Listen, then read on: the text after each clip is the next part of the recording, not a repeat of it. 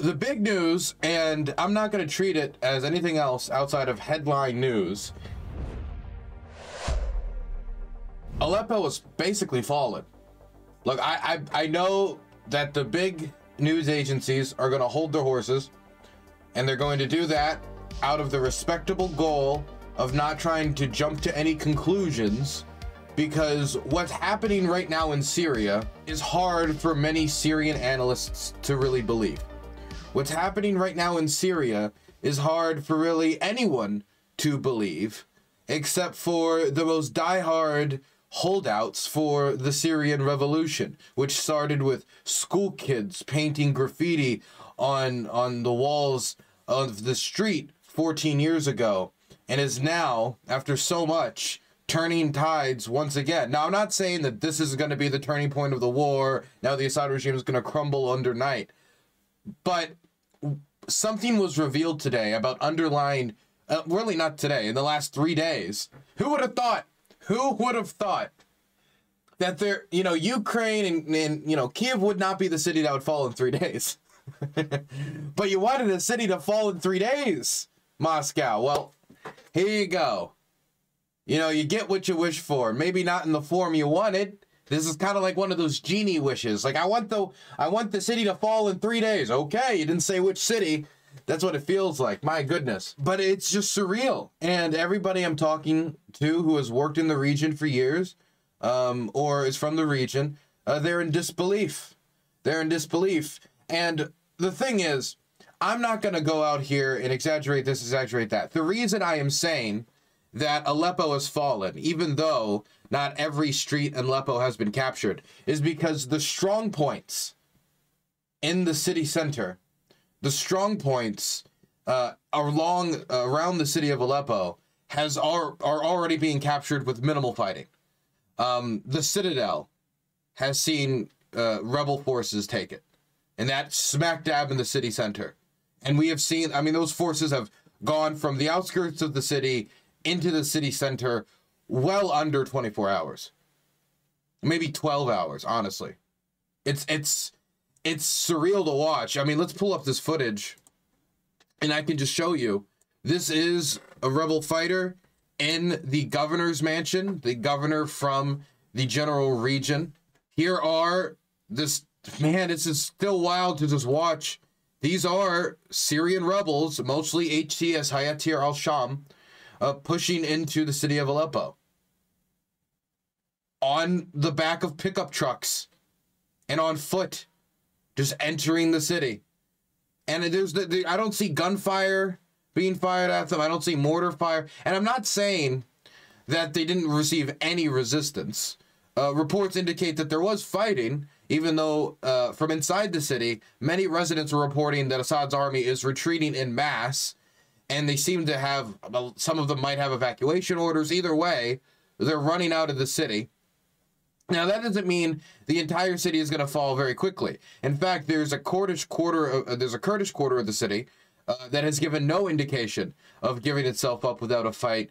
And considering the history of HTS and the leader of HTS, al-Juwani, I think it's Abu Muhammad al-Juwani is the full name, if you don't want to play by his shorter pseudonym.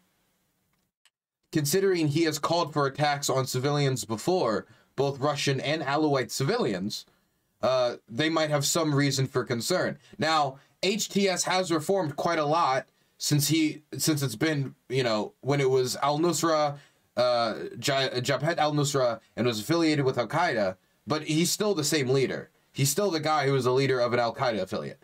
It might have reformed to not be an Al-Qaeda affiliate, and now they talk about, religious inclusivity, at least more than Al-Qaeda, because I remember, like, Jabhat al-Nusra was like, you know what, Christians can exist here. That wasn't Jabhat al-Nusra, it was Hayatir al-Sham after they reformed.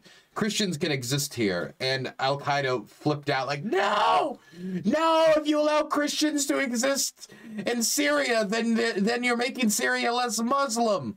Even though, the Quran's, Islamic teaching is pretty clear about, other religions can live under, Muslim societies. It's just, you know, there's these things about taxes, and there's like negatives to being a, you know, other religions. But let's just say, you know, I don't think Al-Qaeda are the most upstanding Muslims in the world. Okay, that's my personal opinion.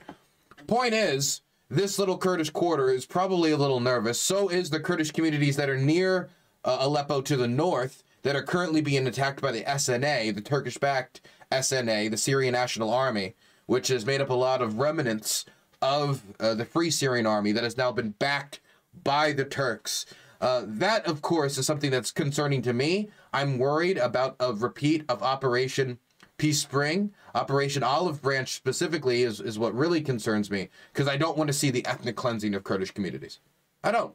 And while I understand that Hayat al-Sham is doing its best to try to reform its image in the face of the world, it's also trying to gain more support amongst the population. It's why it's kind of worked somewhat to build a civil society amongst its kind of like opposition government to the regime.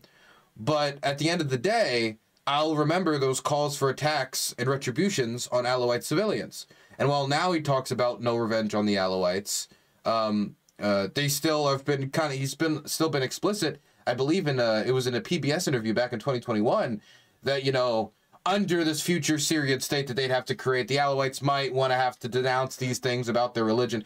So the thing is, and I'm just going to get this out of the way before we talk about the city falling and what this might mean, because my God, there is no like, here are the good guys in this war. And I know that's like a cliche now because we've heard it so many times in reference to the war in Ukraine, to try to compare a pretty corrupt, flawed democracy to the authoritarian government invading said democracy, claiming land, and engaging in what essentially is colonial policy, and taking the land, forcefully recruiting the civilian population against it. Like, there's no comparison. And so when people are like, oh, you know, wars aren't white and black, when you're trying to, you know, compare what's being done here, it kind of gets on my nerves sometimes. But it's not only is it true about the war in Ukraine, not to say these things are the same, but to say that, of course, it's not white and black, but it's also very true about the Syrian civil war. Every single side has baggage. With HTS, you have to deal with the fact that they are a former Al-Qaeda affiliate that still has Islamist beliefs.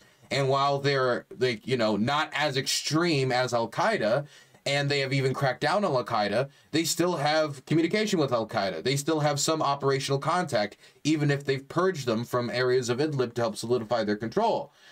So they're Islamists. They're Islamists. Not all of the rebels are Islamists, but HTS, which makes up the lion's share, or certainly a plurality in Idlib region, they are Islamists, even if they're not, you know, the most extreme Islamists. But then you go to, you know, the Kurds and, you know, the SDF, the Syrian Democratic Forces, YPG. Well, of course, you know, both of these factions are better than ISIS. Both of these factions fought ISIS, technically at different parts. The SDF especially, they did the lion's share of the fighting against ISIS, which we assisted them with in Operation Inherent Resolve. The SDF also has an authoritarian streak of trying to disarm certain tribes and, you know, locking up certain political opposition. And like, as much as they talk about liberté, equality, and all of, you know, all that stuff, and while it is true, like, women's rights in SDF territory is certainly more respected than in other regions of the country, they still have an authoritarian tendency.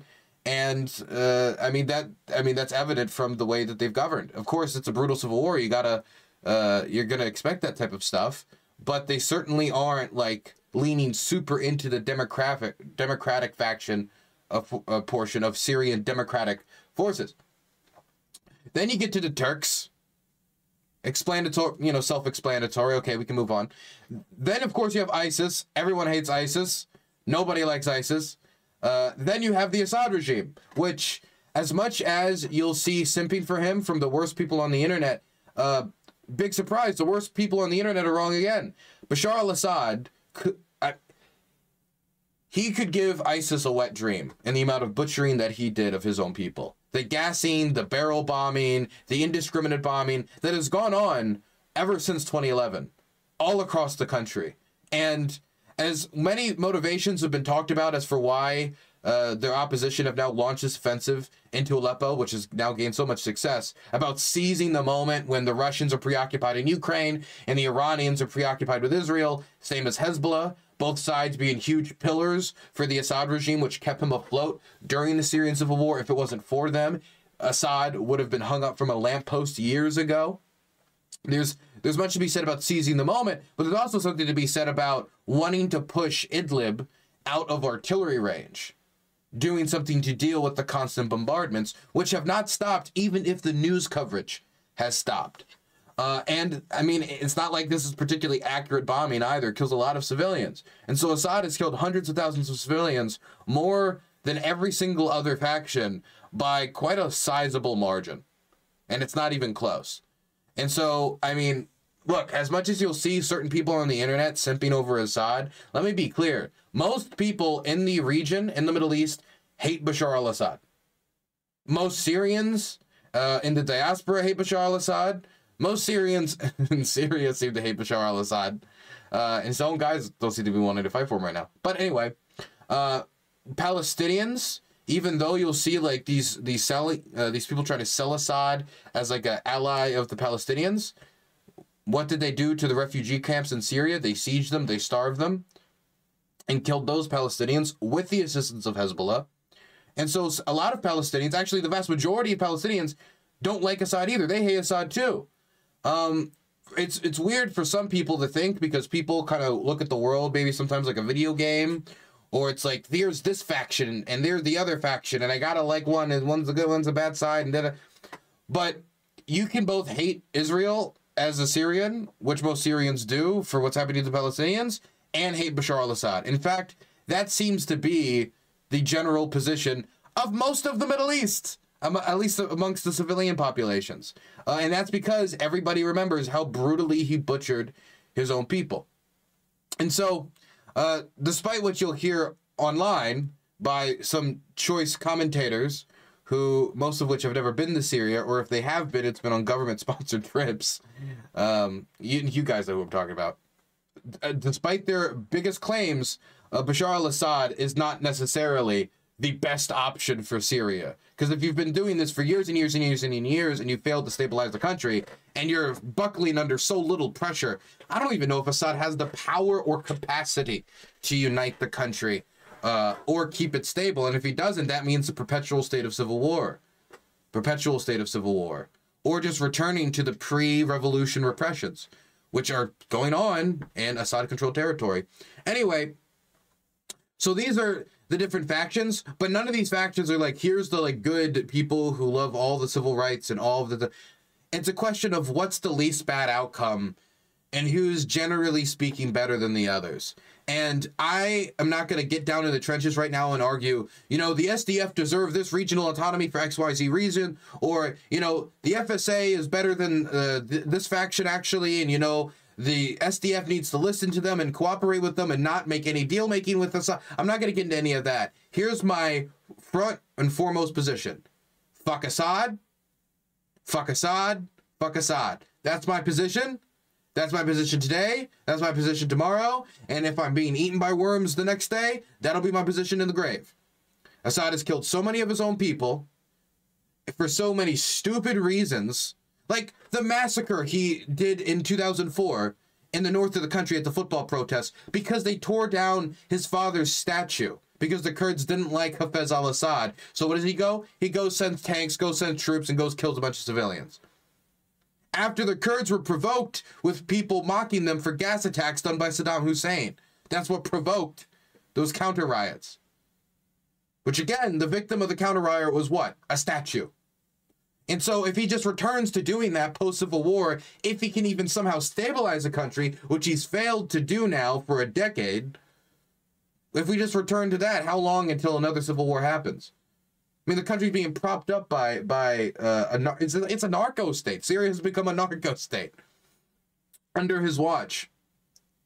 Serious Baathist heroin is just, you know, it's the stuff, you know? It's great for the region, great for the axis of resistance. So I don't want to tell the Syrians how to run their country, but I don't like it when the Syrian government butchers their own citizens.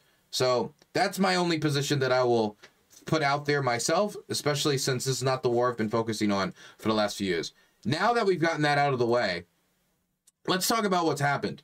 So, in the last 72 hours, it honestly took less than that, but we're just going to say 72 hours to give ourselves like a wide area to work with. The opposition in the north of the country, in Idlib, made up primarily of Hayatir al-Sham, but also other rebel groups, have launched a quite big offensive. In fact, the largest offensive launched by the rebels, with gains in from something like probably 5, 6, 7, or 8 years maybe. It's been so long. I mean, it was maybe during the early stages of the Trump administration. They've launched an offensive into the into the east, towards the city of Aleppo.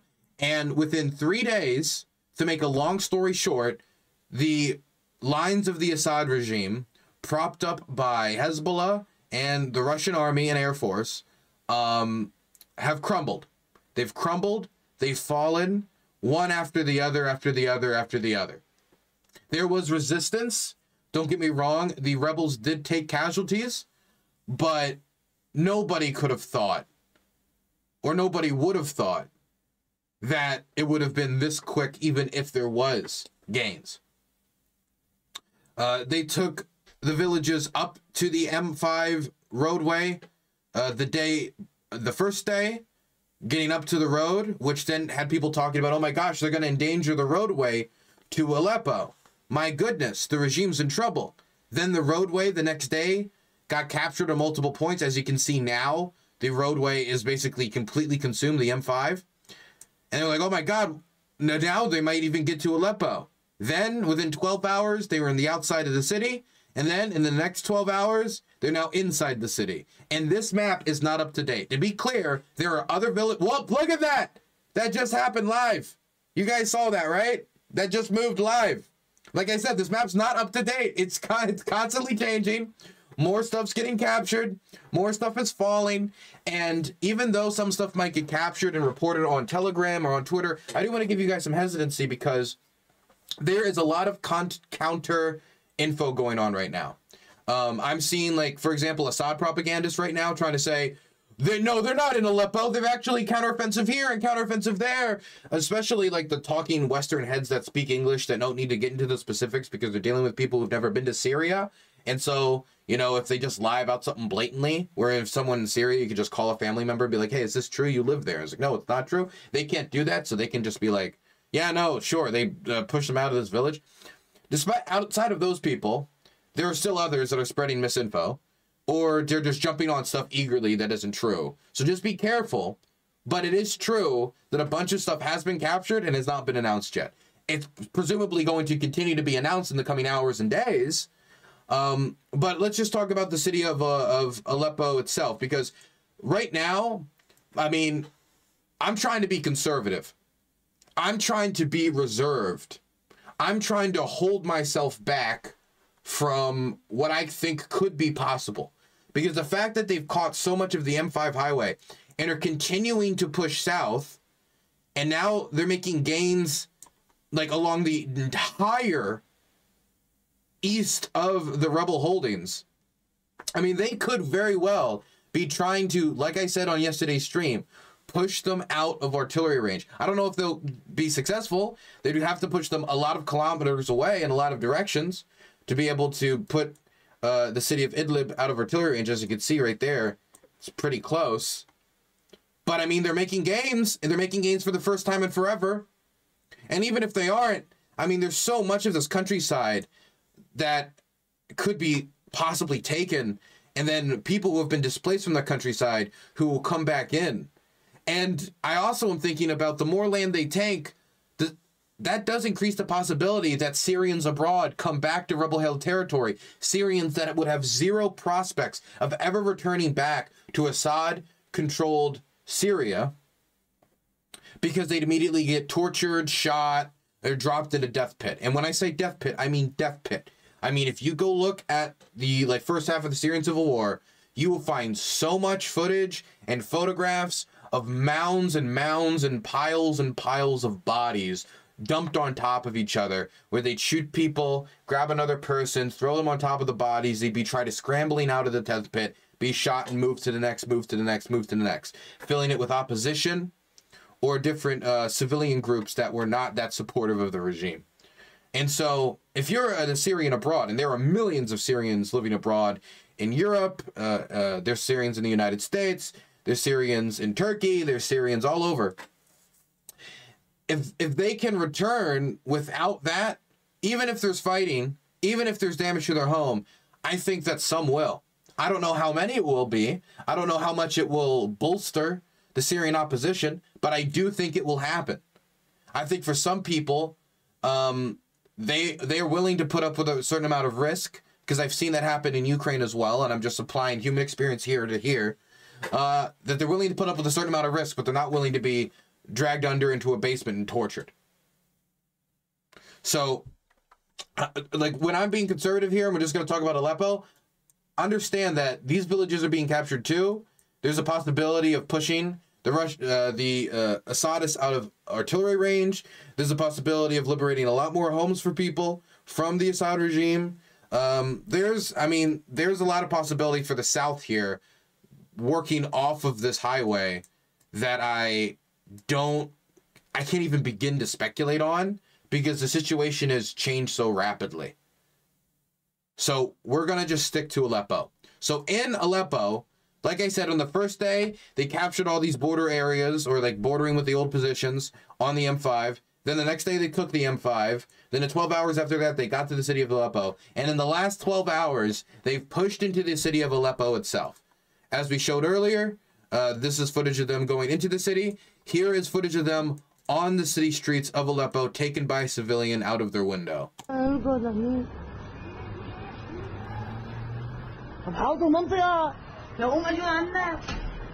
Again, you don't hear any gunshots, you don't hear any opposition fire, and I'm not saying that there isn't any. I've seen footage of Soviet-era D-20s in Assadist defensive positions firing at the advancing soldiers. I know the Russians, even though obviously they're distracted quite a lot in Ukraine, which I think is a big reason why HTS is taking this opportunity to attack, while they still have those complications, while they still have those, while they still have the largest war in Europe since World War II to deal with, while having shortages in equipment, it's going to be quite difficult for you to dedicate a lot of soldiers, especially good soldiers, to Syria right now. In fact, Russia has pulled back troops from Syria to have them fight in Ukraine.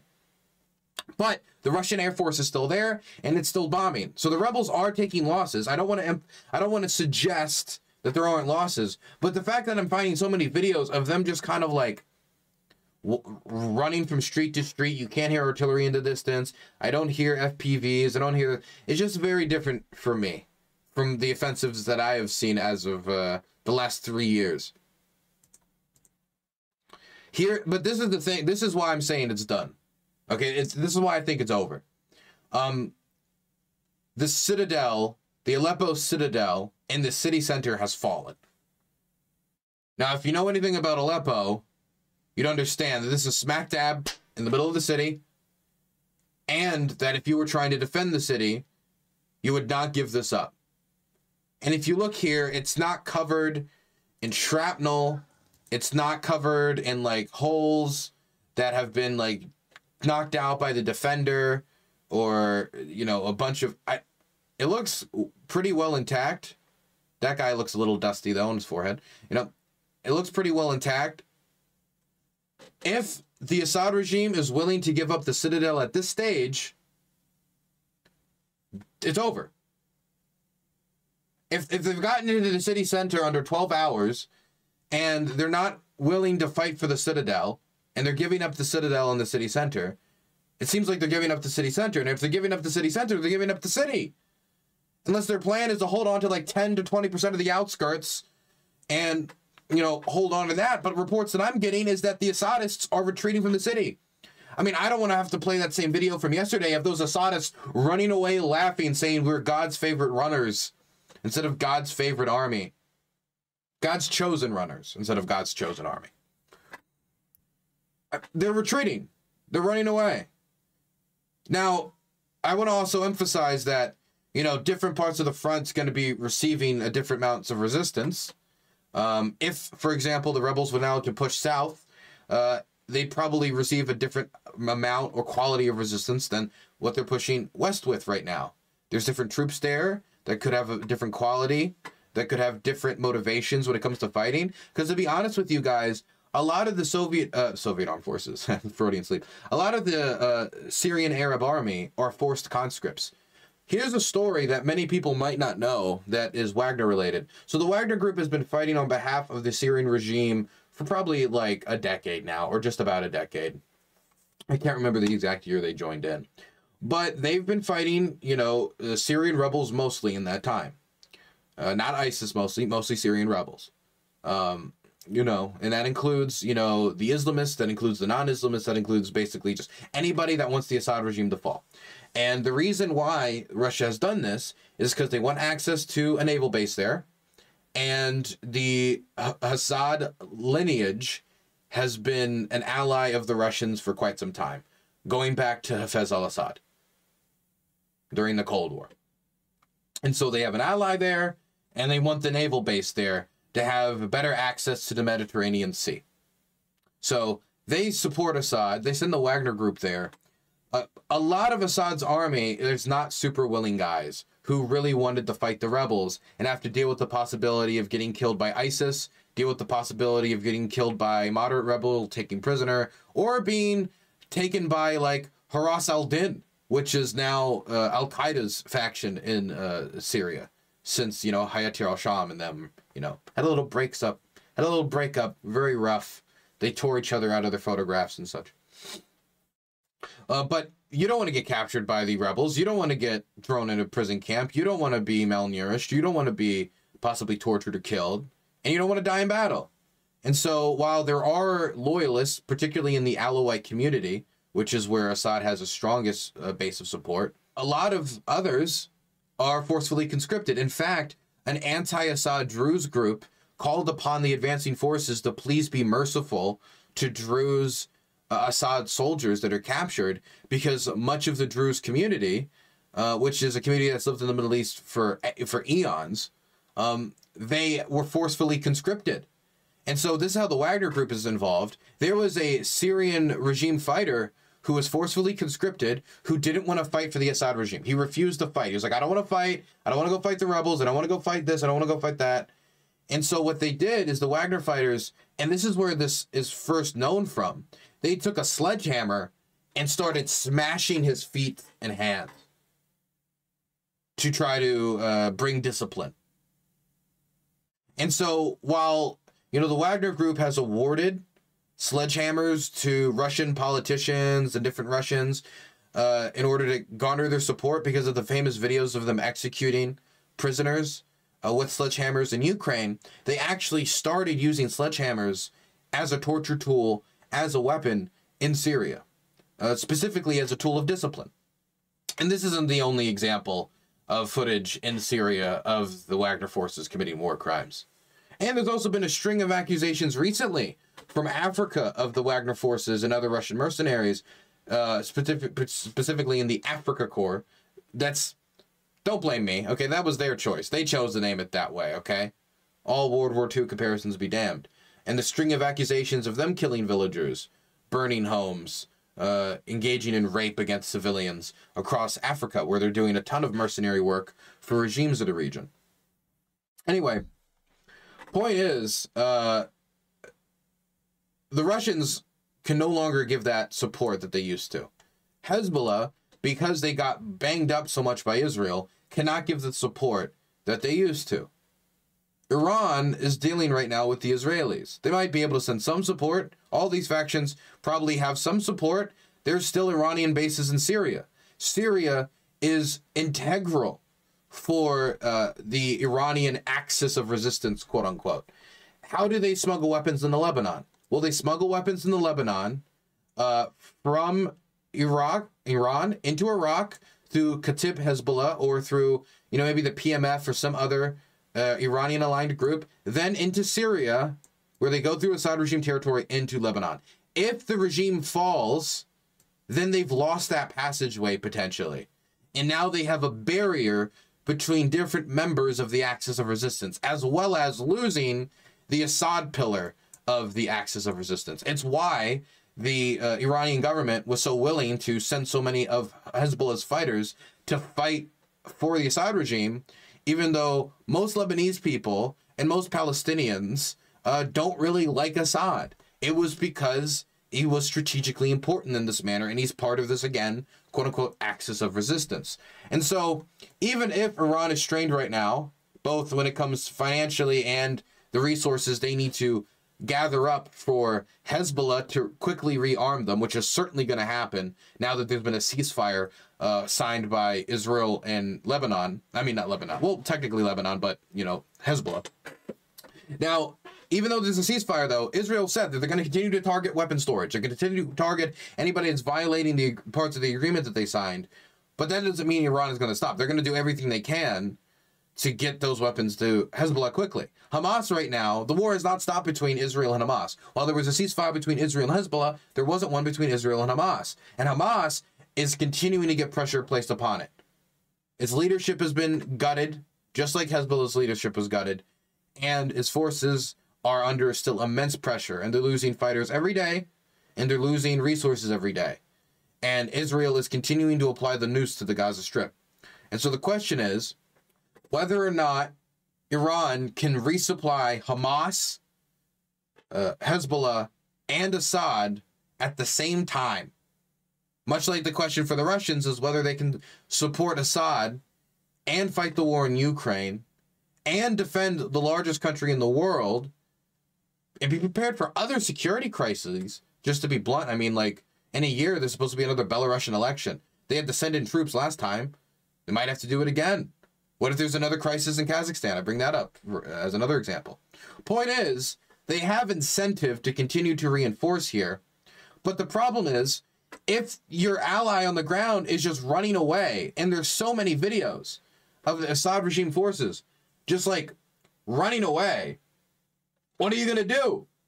You put up an artillery gun, you try to start firing at the rebels, but then the infantry in front of you retreat or get smacked up, pockets snatched, and then before you know it, you have to abandon your artillery gun and all your artillery ammo, which will then be taken by the rebels and fired at you. And there are so many different videos of armor being captured, of trucks, tanks, artillery batteries, ammunition. I saw some anti-air man-pads and stuff, like air-launched munitions to take down jets being captured. The stuff that the American government was afraid to give the rebels during Operation Timber Sycamore, when we were covertly supporting certain Syrian opposition factions. Burns is immoral. Despite, you know, the loss of men and material and the humiliation, if the guys run, the guys run. It is hard to play a supporting role if the base of support you're there to support, the Syrian Arab Army, is running away. IMB Mike, thank you so much for the tier 1 sub. Being sub for 22 months. I mean, just think about it. Hezbollah has its own problems. How many? So last time they sent thousands and thousands of soldiers. Can they send thousands and thousands of soldiers now? And if they do, what will happen? Will Israel target them? That's a real question, according to the ceasefire. I mean, it's not like Israel wants to remove any pressure or any and all pressure on Hezbollah. In fact, they want to keep the pressure in other ways. But let's just say they don't, and they are able to. Do they want to?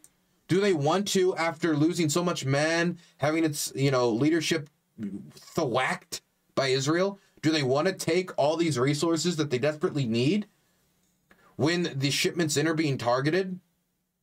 And take those guns, take those bullets, take those shells, and take fighters and divert them over here to hopefully stabilize the line in Syria? And the same essential question applies to the Russians. And so the way that would be less intrusive to the Russians while still giving support would be having some operators on the ground to train forces, to advise forces, while leveraging your manpower advantage, which means a lot more in Syria than it does in Ukraine, because they have not been able to achieve air dominance in Ukraine, but they have been able to achieve air dominance in Syria because there is no rebel air force. The most you could ever hope for is the Turkish Air Force getting a little too involved. And so that's what I think they're going to continue to do. And so far from the airstrikes from the Russians, that is what they're doing. That is what they're doing. But for any advisors on the ground, they could risk getting captured. If you have some drone operators here, and there are videos and there are photos that are coming out of what are supposedly dead Russian drone operators, or even like 1 or 2 examples of what might be captured Russian soldiers. None of this has been independently verified. And of course, the Kremlin has not accepted any of this. It'd be humiliating for them to do so, even though Russian Telegram has never been as mad as they are right now, outside of maybe during the Wagner coup. Because a lot of these guys have been following the Syrian civil war even before, you know, the Russian invasion. And it seems like, I mean, the battle for Aleppo was captured 8 years ago by the Assad regime. D. Derek has donated $5. This city was captured 8 years ago. And the battle for the city was over 4 years long. As the different positions wrapped around each other, people busted out the walls between buildings so they didn't have to come to the surface to get sniped or taken out by the enemy. And they were having like different weapons that were completely just handmade, slingshots where they throw grenades at enemy positions, trebuchets with you know, just some culmination of different explosive material just being flung at the enemy. People using AKs, people using pistols, people using whatever they could get their hands on. It was a brutal, brutal battle. And it lasted 4 fucking years. And now the rebels seemingly could take the city and all of this surrounding outskirts in like 3 to 5 days. So when you keep it in that perspective, you kind of understand why like Syria analysts right now are just baffled.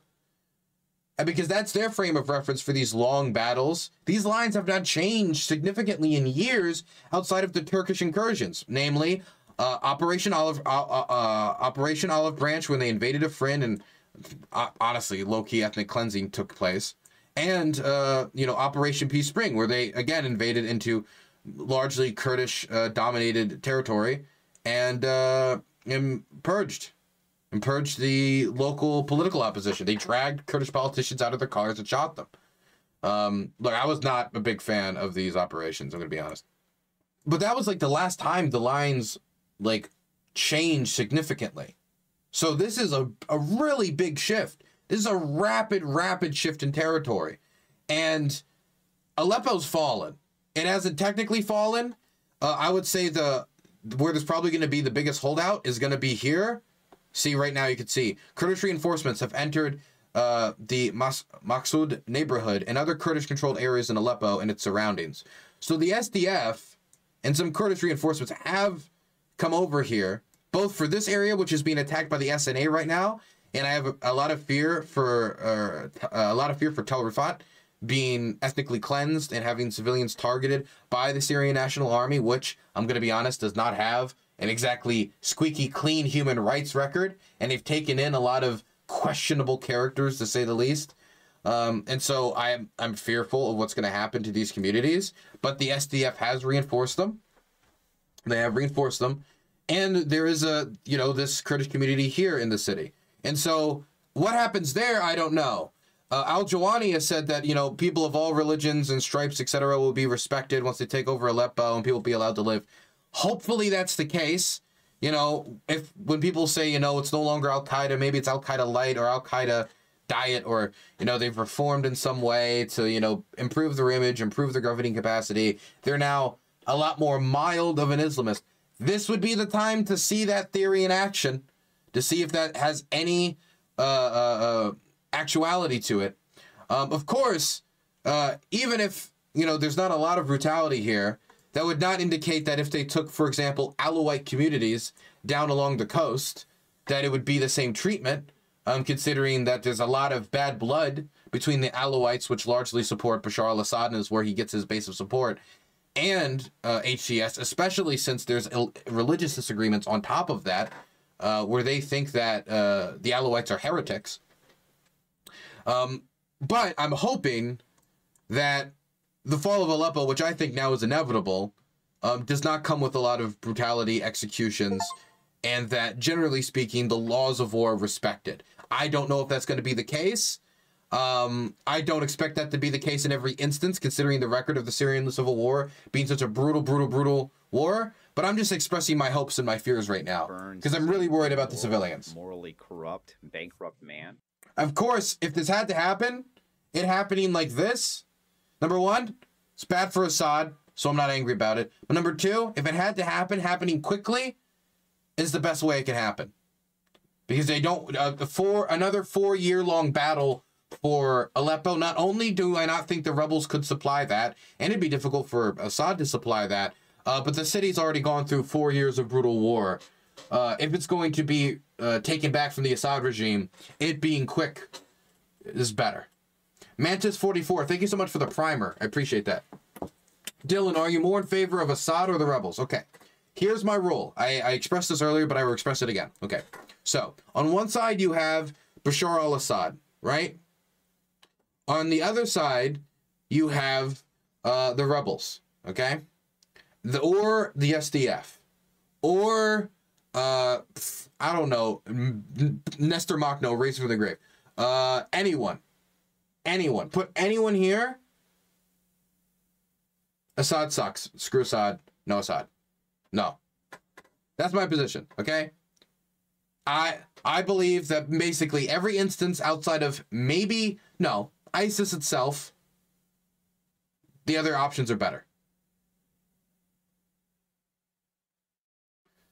I think, you know, Duran, Al-Qaeda in Syria, if they took over, that'd be really, really bad. I'm not saying that, you know, every other option is good. I'm just saying that Assad has butchered so many of his own people that, and he has shown no pathway towards a settlement or being willing to compromise, really, on a large scale that would allow local autonomy or not have, you know, his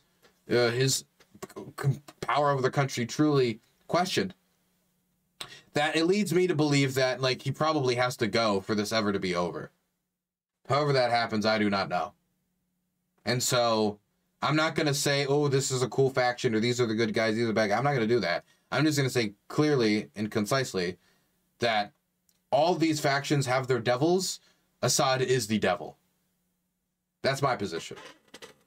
But I know so many people in the Syrian diaspora, and I've heard so many horror stories that obviously my view is very much affected by that. Like, this war was largely kicked off because the regime was taking children off the street, torturing them for saying anti-Assad stuff. Kids who don't like the government. Wow. Could you ever heard of a 13-year-old that said, fuck you, Bush? You know, that I watch South Park and I hate, you know, that exists. Take them off the street, torture them, and dump their bloated bodies on the side of the road. Like, that's the type of casual brutality that Syrians live with every other day. And if Assad takes control of everything again, it's not like I think that's going to stop. But then the question comes, by default, you are against the Palestinian fighters? What? Why would that mean I'm against... What? Which Palestinian fighter is fighting for what? And why would that make it by default that I'm against them? Anyway, all I have to say is, I think the main takeaway from this is that as the world has been distracted by many other wars in the meantime, namely, for example, the Russian invasion of Ukraine, the prospect of a Chinese invasion of Taiwan, and, of course, the Israeli invasion of Gaza and southern Lebanon, that a lot of people have kind of not really paid too much attention to Syria. And Syria, through sanctions and brutality and repression and economic incompetence and corruption and just general butchery, the Assad regime has not been able to create a well-functioning civil society or state. It is, at this point, a narco-state propped up by the Iranians and the Russians. And without their support, I do not see the Assad regime lasting very long. Now, to be clear, the Iranians have not withdrawn their support. In fact, much of the giddiness I've seen from some is the idea that, oh my gosh, look, Iranian bases around here and the Russian air bases that have been used, they're going to get captured. And the reason that that's important for the rebels is that they can no longer be used to bomb them. They find other air bases, of course, but it'd be significant. And of course, it has big symbolic impact. So I'm not saying that there's no more Russian support and no more Iranian support. There is. It's just that they cannot dedicate the same amount of support that they did before. Hezbollah's too busted up, Russia's distracted, and the Iranians have other priorities. I think maybe out of all of them, the Iranians might have the biggest free hand, but they've got to resupply Hezbollah, and they've got to resupply Hamas, or they have to pick and choose their children. We'll put it that way. Which puts the rebels in a good position. And look, it looks like the rebels have not taken all the taxes that they've taken from the local population and just dedicated it all to like drugs or corruption. And I'm not saying there's no corruption in rebel-held territory, but obviously it seems like they spent the last 4, 5, 6 years where they were constrained to Idlib to, you know, train up, build up their forces, and also learn a few new things. While, you know, drone warfare has been a part of the Middle East politics for quite a while now, you know, more while now, the type of Mavic small drone warfare actually got its start back in 2014, 2015 in battles like Raqqa, where ISIS was actually like tying cans to the bottom of drones and grenade dropping on enemy forces. They were doing it against the Peshmerga and a bunch of other forces. And since then, obviously, it's elevated quite a lot, and it doesn't need to be kind of jerry-rigged in that way. But now we're seeing them using FPVs, and we're seeing them using them in a mightily similar fashion to how they're used in Ukraine, which has made many people speculate about possible Ukrainian intelligence support for the rebels in Syria. And there has been, and I gotta say, there has been media reports before that the Ukrainian government, at the very least, has considered in the past supplying the Syrian rebels or working with the Syrian rebels to fight the Russians in Syria under the assumption that straining the Russian Empire elsewhere means they either have to divert resources or just generally take blows and lose a stronger position in the world. So if the Russians need to reinforce Syria, that means less troops in Ukraine. And we already know this has been considered. We got the reports. So the question of whether they actually went through with it is another one. I remember when those like drone controllers with Ukrainian writing appeared in Sudan, and you see those are some interesting white fellas sticking out of the crowd wearing the exact balaclava jacket combo I've seen every single military intelligence guy I know in the country sport. Okay, who knows? It could be anyone. It could be Steve. He could be Steve, just, you know, gallivanting across Sudan at this particular moment during the midst of the civil war. Or it could be someone else. Either way, the rebels are now with the peace deal, or not peace deal, the ceasefire between Hezbollah and Israel announced, the strain upon Russia, the strain upon Iran, and the strain upon their subordinates. Now is the time, I think, from the HTS's perspective and the rebels' perspective, to strike. Seize the moment. They did. They've prepared for years. They've got some new capabilities. They've sharpened old ones, like the drones. And they possibly might be getting foreign intelligence assistance. That's on top, of course, on top of the abundant Turkish support that has flown in, especially for the SNA up here, which there's been a buildup of troops. So this is not the end. Aleppo is probably going to fall in the very near future. I say basically at this point it's almost already fallen. And now we're going to see a lot of other villages fall too and other smaller cities fall. It's just a question of where it's going to stop. And I'm going to stick with conservative estimations in my head, but I think I'm doing that largely out of not getting ahead of myself. So we still have to wait and see. Because so far, it's only been going on for 3 days. And with time, you'll imagine that they'll be able to redeploy troops from elsewhere.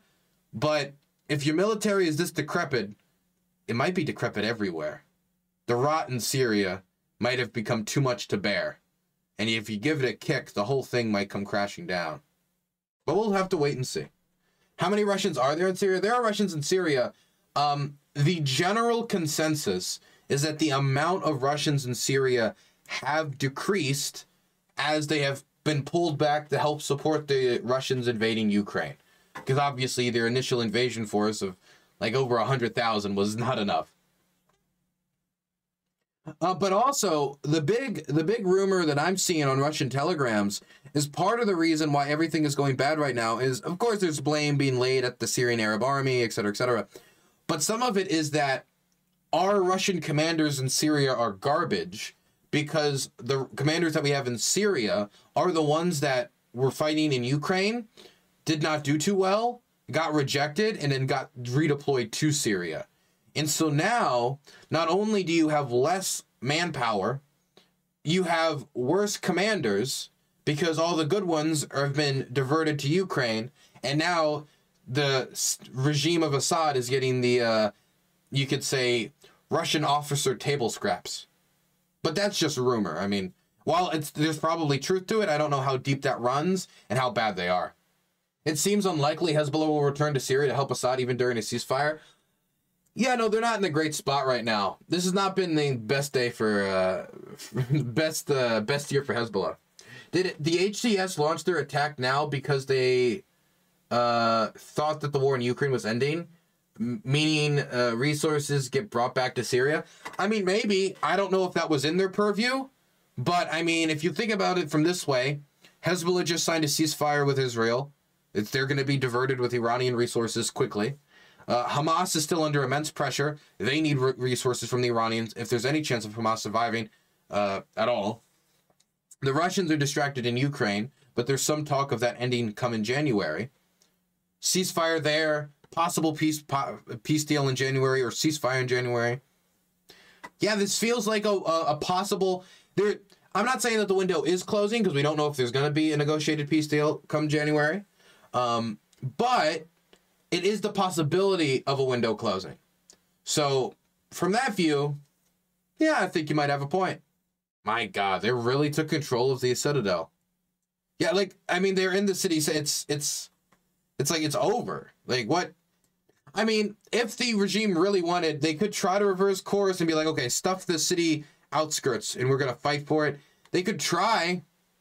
It's just, you know, with them running away so much and other reports I'm hearing of them running out of the city, I don't think it'd really particularly be successful. I think it'd probably be a pretty disorganized response at this point. Dylan, HCS already trying to expel the Kurds from Aleppo already. They gave the SDF an ultimatum to leave or to take over the Kurdish neighborhoods by force. Everyone wants the SDF isn't going to willingly leave their families. Oh, yeah, that's probably true. I don't know who Viva Revolt is. Oh, but they follow me, so they're probably correct. HCS and NFL have given SDF an ultimatum to evacuate Sheikh Massoud. Oh, God. Okay. Yeah, no, this is bad. This is bad. What you would want... Okay, this is my position. And call me a cuck, whatever. What you would want from the Syrian opposition, in my mind, is to concentrate on fighting Assad. Is to say, look, right now, Assad is weakened. Assad doesn't have the support of their allies. Now is the moment to take as much power and throw it at Assad and try to get as much as possible where we feel like we've kind of smashed some illusion, at least for the time being. Spending valuable time and resources to instead consolidate against the Kurds, it just seems like a disaster. It just seems like a disaster. It's just going to slow down their advance, mean that there's going to be less damage done to Assad. Bullets that could have been fired at regime soldiers are going to instead be fired at the Kurds. A Kurd is a Kurd. And of course, it's bad for everybody. It's bad for the rebels and it's bad for the Kurds. It's bad for the rebels tactically and strategically, and it's bad for the Kurds in the immediate sense. The Kurds in Aleppo have already said no one will push them out of their neighborhoods and are willing to fight. More Kurdish reinforcements arrive in the Kurdish neighborhood of Aleppo. I don't think that an attack will happen tonight, but if it happens, the YPG is ready to defend its people.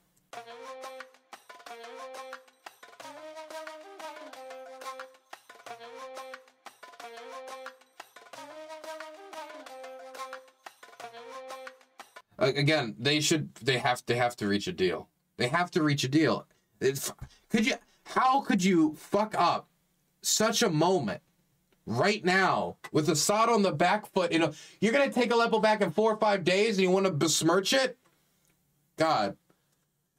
Anyway, I hope a deal can be reached, but I mean, so far it's an ultimatum of evacuation, so odds are, I would say, not great for a deal, because I also think that the rebels are probably buoyed right now, And they're of the opinion like, what do you mean? We've crushed everything in our path. You will move too.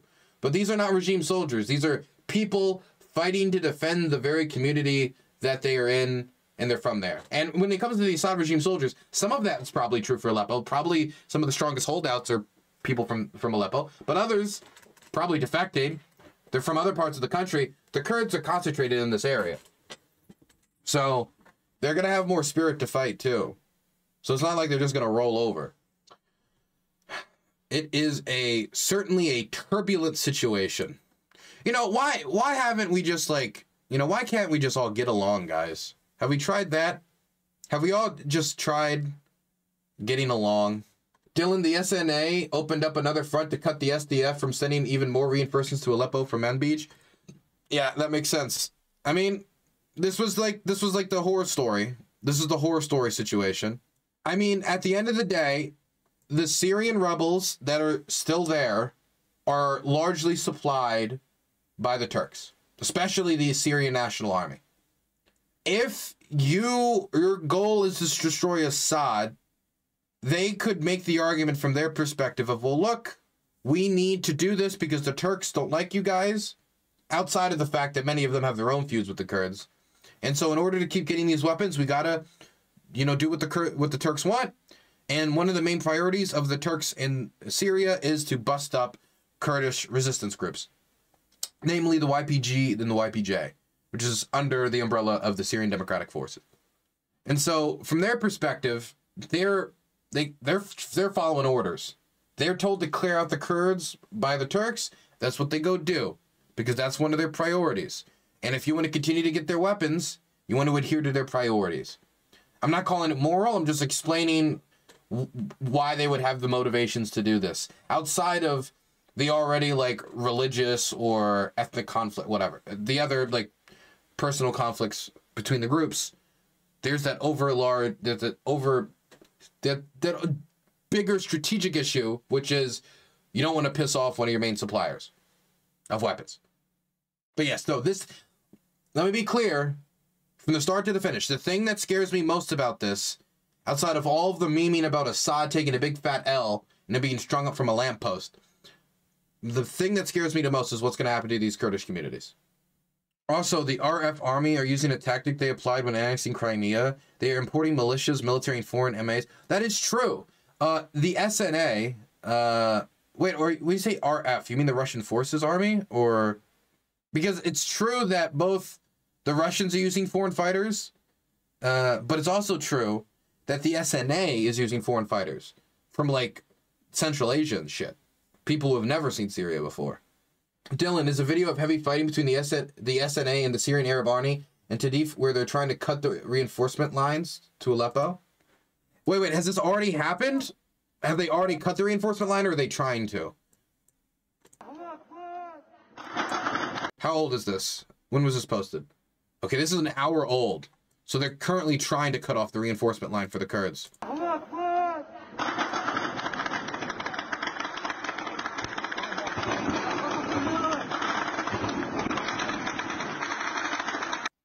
Dude, I mean, being reliant on the Syrian Arab Army for your supply lines was always a disaster waiting to happen.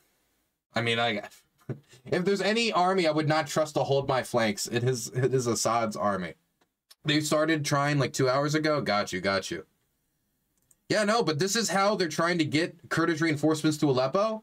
And that's like the only way I think that they could ever build up enough leverage to even make them consider negotiating, is if the fact that they could really make it a problem for them. And if you're Abu Muhammad al-Jakawi, if you're, I said his name wrong a little bit, but if you're him, is your priority going to be dealing with all of these Kurds right now, fighting them, suppressing them, to try to control all of Aleppo right off the bat? Or is your priority going to be taking advantage of the Syrian Arab Army's confusion and disarray to take as much as you want? Because to me, the second one makes much more sense, especially if your main priority is the collapse of the Assad regime, which is where the HTS and other groups in Idlib get the majority of the support for. It's because fuck Assad, no compromise. Dylan, by the way, they haven't had permission from Assad to reinforce Aleppo. They've just barged through the Assadist lines.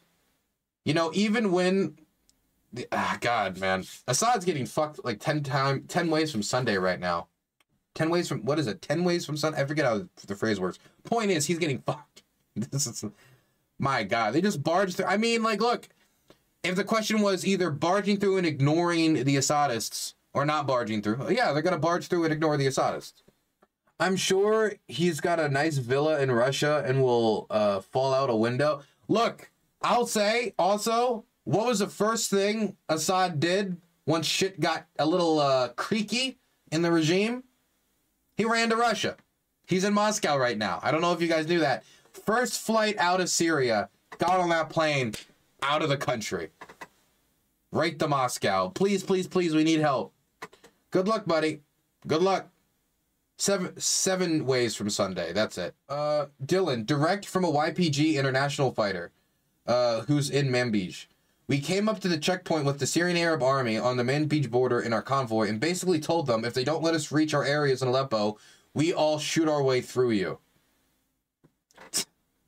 Look, the only way Assad's position could get worse right now is if he's not only getting pressed by the SNA, he's not only getting pressed by HTS, but then he gets pressed by the Kurds on a three. It's like becomes like Berlin, just from two sides. Just, yeah, no, they don't really have a choice there. They have to let them through. Not to mention, if you're Assad, that helps you. That buys you time at the very least. Like if they're busy fighting the Kurds, they're busy not fighting you.